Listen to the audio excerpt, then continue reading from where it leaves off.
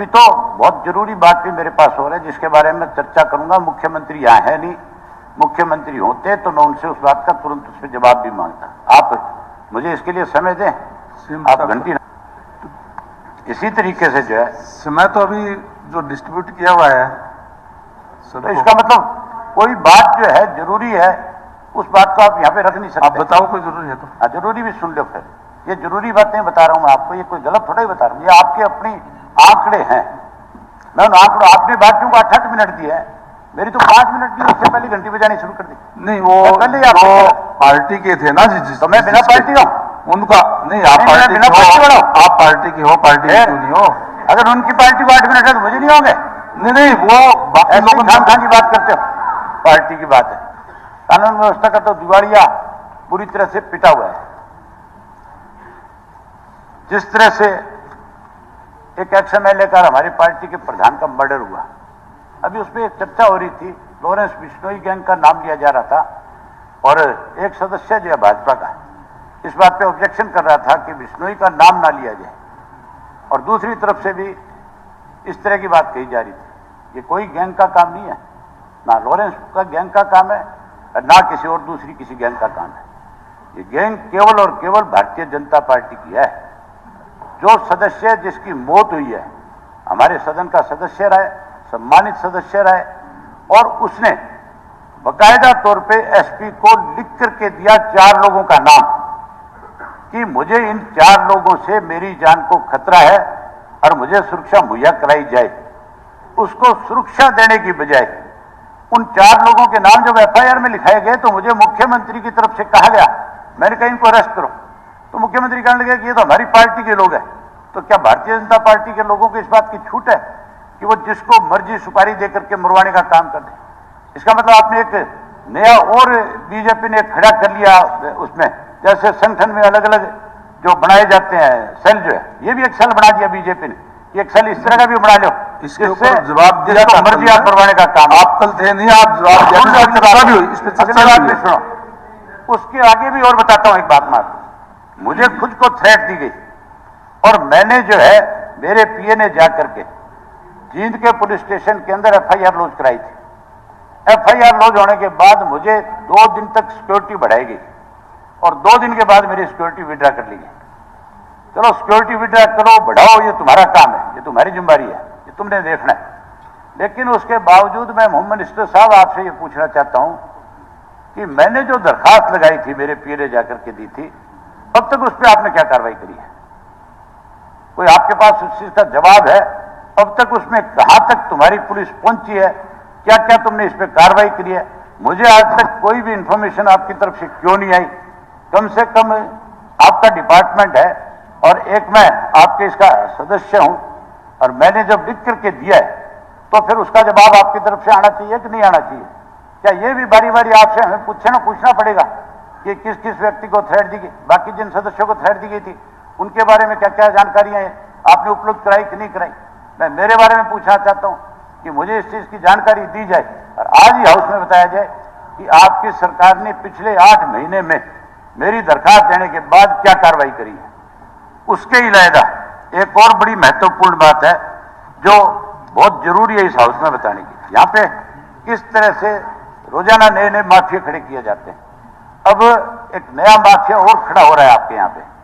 पहले शराब का एक माफिया बनाया गया था जो चोरी करता था, जो आपके उसको गोडाउन को खिड़कियां तोड़ करके उसमें से डाके मार करके शराब बेचने का काम करता था।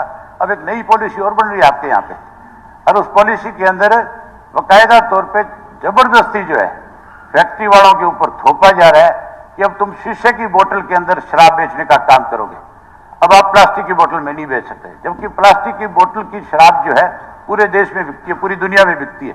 एफडीआई की तरफ से उनको मंजूरी होती है, बिना मंजूरी के वो नहीं बेच सकते। लेकिन जानबूझ करके उनके ऊपर इस बात को थोपने का काम किया जा रहा है, केवल और केवल एक नया माफिया खड़ा करने के लिए कि जब शराब महंगी हो जाएगी तो अड़ोस प्रदेशों से शराब का माफिया सक्रिय हो जाएगा और वो हरियाणा प्रदेश के अंदर अपनी मनमर्जी से का काम करेगा।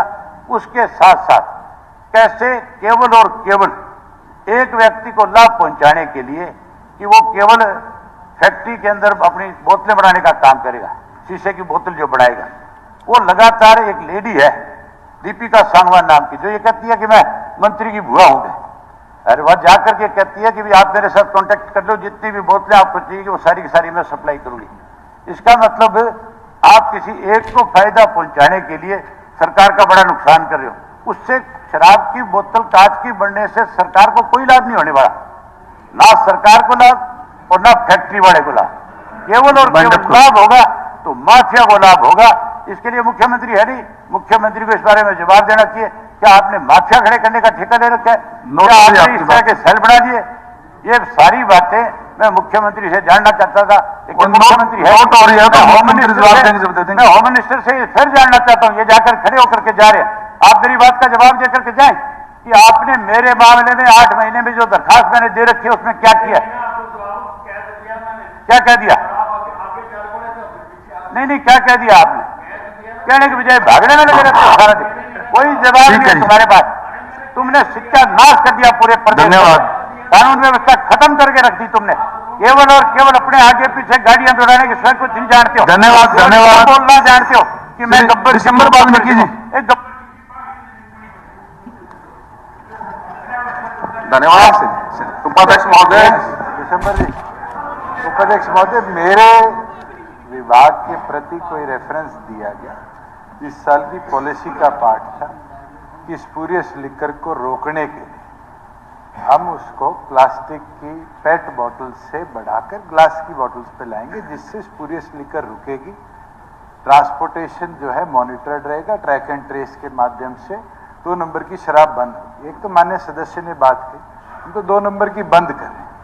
जिस तरह का रेफरेंस दिया गया, मुझे लगता है उस माफिया का कहीं ना कहीं संबंध इनसे हो सकता है कि पीड़ा ये इस सदन में आकर व्यक्त कर रहे हैं, जिसके ऊपर हम आज भी पत्र भेज कर बैठे हैं कि 29 फरवरी के बाद हरियाणा प्रदेश में नॉन ग्लास बॉटल अल्कोहल नहीं बिकेगी। पहली चीज।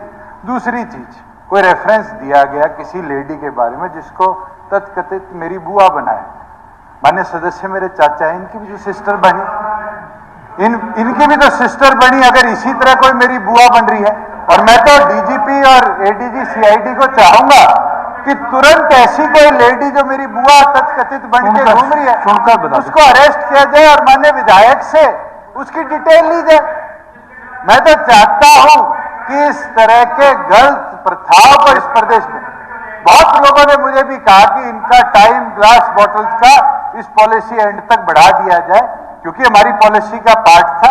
हम उसके ऊपर पूरे मजबूती से खड़े हैं और उसको मजबूती से जो 2 नंबर के काम होते थे बंद करने के लिए ऐसे अच्छे कदमों को लागू करेंगे, ना कि विड्रॉ करेंगे। और मैं इस सदन में एक नहीं, इस सदन में पिछले 4 वर्षों में बोल चुका हूं, चाहे ट्रैक एंड ट्रेस लागू हुआ हो, चाहे फ्लो मीटर लागू हुआ हो, चाहे प्रदेश के अंदर हर डिस्टिलरी को सीसीटीवी से और ब्लॉकेज से हमने मॉनिटर करने की बात करी हो।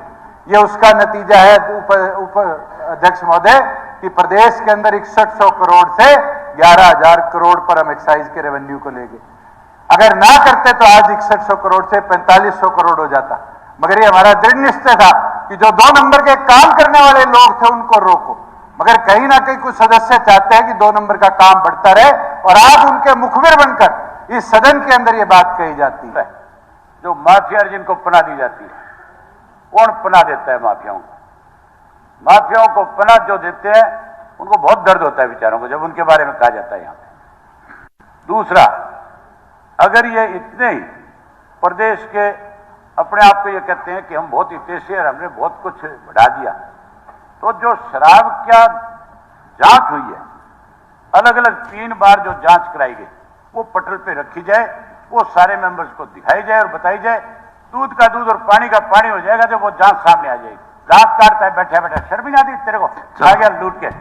और दूसरी चीज, पनाह देने वाले लोग जो बात करते हैं कि माफिया को पनाह कौन देता था, इस सदन को बहुत अच्छी तरह पता है कि कौन किसका दोस्त रहा है, कौन कैसे माफिया को पनाह देता रहा है। मुझे बोलने की जरूरत नहीं, कांग्रेस के साथी भी बोल सकते हैं, बीजेपी के साथी भी बोल सकते हैं।